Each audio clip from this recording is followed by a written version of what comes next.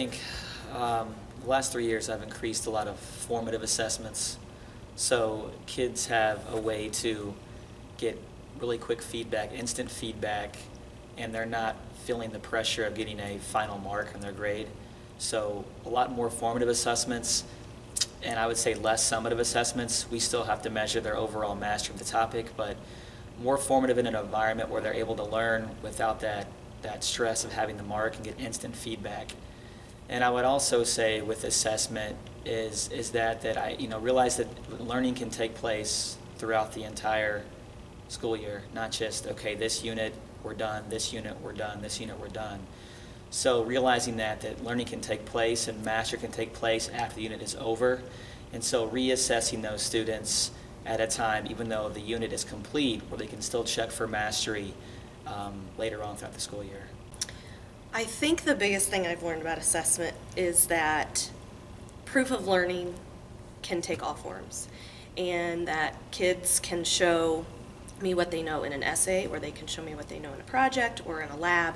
And so I've tried to give kids choice in certain situations to prove to me how they learn or that they have learned. And I've also changed my assessment because I used to think I had to ask questions about every little detail. And now it's more give them an open-ended response and let them show me that they know details and can apply it to a certain situation. Some other little things that I've learned about assessment that we've put into play already is we're not taking zeros, so we're giving kids chance. We want them to do the work, that's the goal, not to just give them a zero and let them pass on. And that we're allowing them to redo some assignments and retake some assessments. I've learned a lot. I've really taken like a critical eye on what I'm doing and why I'm assigning things. I think for me, what I've really taken a look at is the purpose of assessment. Like, why am I assigning this homework assignment? What's the purpose of this? What are the students going to get out of that? And really being able to take a critical eye over how we're assessing, what type of information we're getting out of the students. Why am I assigning this particular, assessment to begin with? And for me, that's been kind of eye-opening, because a lot of the things that I thought were good assessments really aren't so good assessments. For example, like multiple choice versus like long or short answer. Can the student, multiple choice is going to assess whether they know the definition, but like a long answer question is going to be able to tell me, can they apply the vocab to a particular situation? And so that to me has been very eye-opening. Over the last 3 years, I've learned that assessment should be designed to assess what the child knows independently.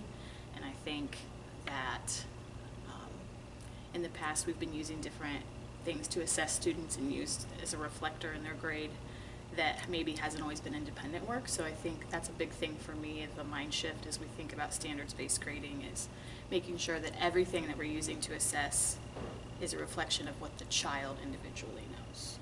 And I think also over the last 3 years we've been really thinking about, is what we are assessing rigorous, meaning are we challenging our students? Are we asking them to think outside the box, to create rather than regurgitate or give us information that's easily memorized? Assessment is so multifaceted. There's so many different ways to assess students. But I think through the last 3 years, we really looked at how are we assessing our students, and are we assessing them in a way that is a reflection of what they know. And, taking a look at our homework, and is that homework meaningful, and making sure that what we're doing with them is valuable. And then ultimately having all of these little practices along the way so that in that summative assessment, when we evaluate them, it's a true reflection of what they know. What I've learned is that the quality of the question is much better than the quantity of the questions, meaning that if you ask better questions that dive into, have students explain more, have students elaborate, have students show their work for a math problem, is much better than the multiple guess type questions or fill in the blank type questions. It shows more of what they know, not what they can draw back from random memory? I think that the first thing that really comes to my mind when I'm thinking about assessment is that being able to work together as teachers with our E-days, and during time we had opportunities to do so, gave me the definite understanding that we were on a vastly different page with our assessments. And that has allowed us to narrow the gap as far as how we assess as a whole. And so my assessments have changed in that way because of that ability to do so. The second thing that really matters is that I have built into my assessment practices much more formative assessment.